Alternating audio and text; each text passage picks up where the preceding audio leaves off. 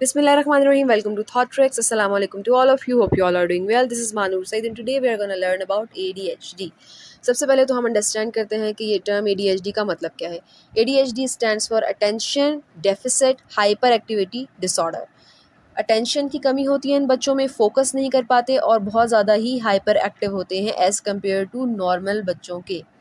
ADHD का diagnostic criteria सबसे पहले हम डिस्कस करेंगे. इसमें हमारे पास जो है वो 3 कैटेगरीज हैं जिसमें इसको डिवाइड किया गया है. सबसे पहला है inattention, then we have hyperactivity and impulsivity. सबसे पहले देखते हैं इनअटेंशन. इसमें हमारे पास 9 पॉइंट्स हैं. इन 9 में से अगर 6 प्रेजेंट हैं तो हम कहेंगे वो बच्चा इनअटेंटिव है, उसके अंदर ये जो है वो चीज़ें प्रेजेंट हैं. सबसे पहला पॉइंट है मिस डिटेल्स. ऐसी डिटेल्स, माइन्यूट डिटेल्स को वो मिस करते हैं जो बाकी बच्चे, फॉर एग्जांपल होमवर्क करते हुए उनको एक चीज़ समझाई गई है कि आपने क्वेश्चन नंबर 1 के बाद क्वेश्चन नंबर 2 फिर क्वेश्चन नंबर 3 करना है, तो वो क्वेश्चंस को का ऑर्डर चेंज कर देंगे, उनकी जो डिटेल्स हैं उनको मिस कर देंगे या आंसर जो है वो आगे पीछे करके लिख देंगे. No attention during lengthy readings. ऐसे अगर कोई एक पेज पढ़ने के लिए दे दिया है तो वो नहीं पढ़ सकते. आपने उनसे कहा अच्छा आप 3 लाइन्स रीड करके सुनाएं, तो वो उनके लिए छोटा सा टास्क है, वो कर लेंगे. लेकिन कोई काम जिसमें उनका फोकस ज़्यादा देर तक हम लगाना चाह रहे हैं वो काम वो करने से भागेंगे. Mind seems elsewhere while speaking. बात कुछ कर रहे हैं और दिमाग कहीं और होगा उनका. आप उनसे कहेंगे कि आप मुझे पानी ला कर दें, वो आपको जाकर जो है वो प्लेट ला कर दे देंगे, आपके हाथ में प्लेट पकड़ा देंगे, मतलब उन्होंने आपकी बात सुनी नहीं थी. Avoid task that involve mental effort. ऐसे ऐसे टास्क, फॉर एग्जांपल बच्चे खेलते हैं, लूडो खेल रहे हैं या फुटबॉल खेल रहे हैं, कोई भी ऐसा टास्क जिसमें उनका माइंड फोकस चाहिए वो उसको अवॉइड करेंगे, वो उसमें रोल प्ले करना पसंद नहीं करेंगे. कान फॉलो इंस्ट्रक्शंस. कोई भी काम बोलेंगे उनको आप कि अच्छा ये काम आपने इस तरीके से करना है, वो उसको उल्टा करके दिखा देंगे आपको. Trouble organising things. अपनी चीज़ें ऑर्गेनाइज करने में बहुत मसला होता है. रोज़ पेंसिल वगैरह लूज नेसेसरी थिंग्स में आ जाएगा. स्कूल में अपनी रेजर्स, अपनी पेंसिल, अपना शॉर्पनर घुमा आते हैं, अपनी बॉटल छोड़ाएंगे. कोई भी ऐसी चीज़ जो ज़रूरी होती है या जो एक बड़ी चीज़ है जिसको बच्चे जो है वो यूजुअली नहीं घुमाते, रोज़ाना का मामूल नहीं होता बच्चों का, इनकी डेली रूटीन होती है, इन चीज़ों को जो है वो घुमा देते हैं, इनको नहीं पता चलता. Easily distracted. अगर कोई पढ़ा रहे हैं आप इनको या इनसे बात करें, कोई हल्का सा भी गुजरेगा तो फ़ौरन इनका सारा ध्यान फोकस उस बंदे की तरफ हो जाएगा जो वहाँ से गया है.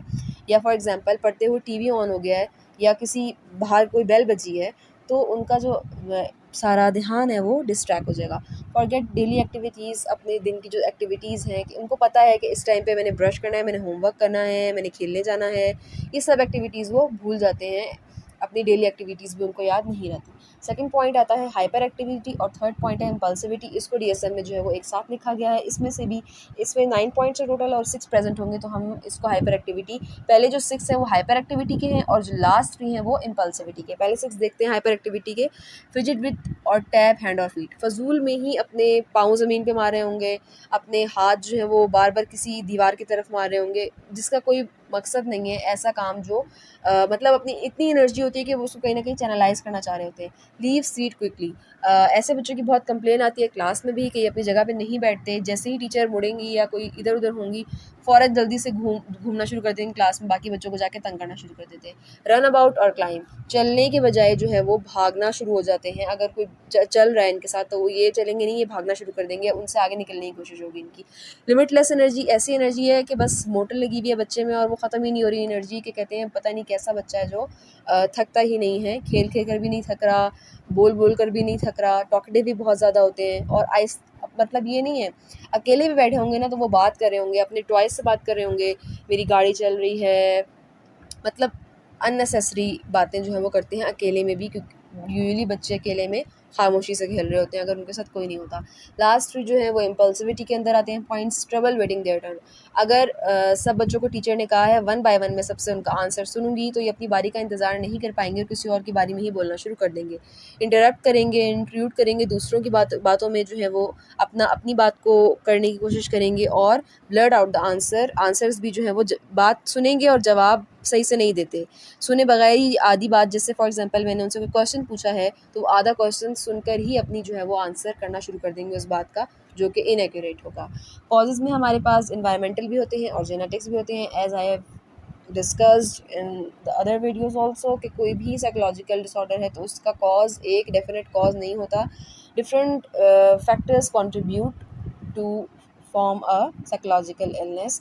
हेरिडिटी भी हो सकती है, ब्रेन फंक्शनिंग भी हो सकती है, प्री मेच्योर बर्थ भी हो सकती है, या फिर बाय बाय बर्थ बहुत ज़्यादा वेट कम होता है। इन्वायरमेंटल फैक्टर्स हो सकते हैं, पोल्यूशंस वगैरह हो सकती हैं, या फिर मदर स्मोकिंग या फिर ड्रिंकिंग की तरफ बहुत ज़्यादा उनका फोकस हो, वो यूज़ करती हों, ड्रग्स, तो ये भी एक कॉज़ हो सकता है ADHD का। ट्रीटमेंट प्लान की तरफ जाते हैं। हमारे पास 4 स्टेज ट्रीटमेंट प्लान होता है ADHD के लिए। सबसे पहले तो उनके ब्रेन की ट्रेनिंग करनी होती है, उनकी स्लीप, उनकी डाइट, इन सब चीज़ों को मैनेज करना होता है।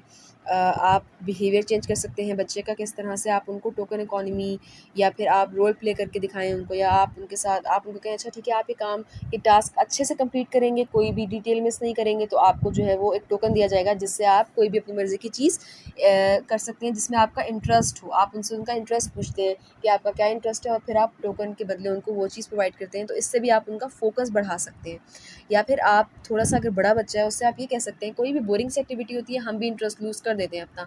तो ये एक डेली प्रैक्टिस है और ये बड़ी इफ़ेक्टिव है। आप ये कर सकते हैं कि आप एक खाली कमरे में जाएँ, बैठें और सिर्फ़ 5 मिनट आप किसी एक चीज़ पर फ़ोकस करने की कोशिश करें। वो बोरिंग होगी, ज़ाहिर सी बात है, ऑब्वियसली एक चीज़ है, कुछ भी नहीं है उस कमरे में, वो बोरिंग तो होगी, लेकिन इससे क्या होगा कि आहिस्ता-आहिस्ता अगर आप इस प्रैक्टिस को करेंगे, आप उन चीज़ों में इंटरेस्ट डेवलप करना शुरू कर देंगे जो आपको पहले बोरिंग लगती थी। तो इससे हम इनका फ़ोकस और इंटरेस्ट डेवलप कर सकते हैं।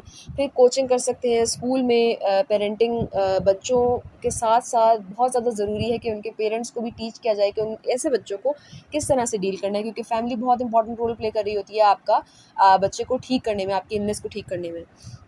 Thank you so much. This is all from my side for today. अल्लाह हाफ़िज़।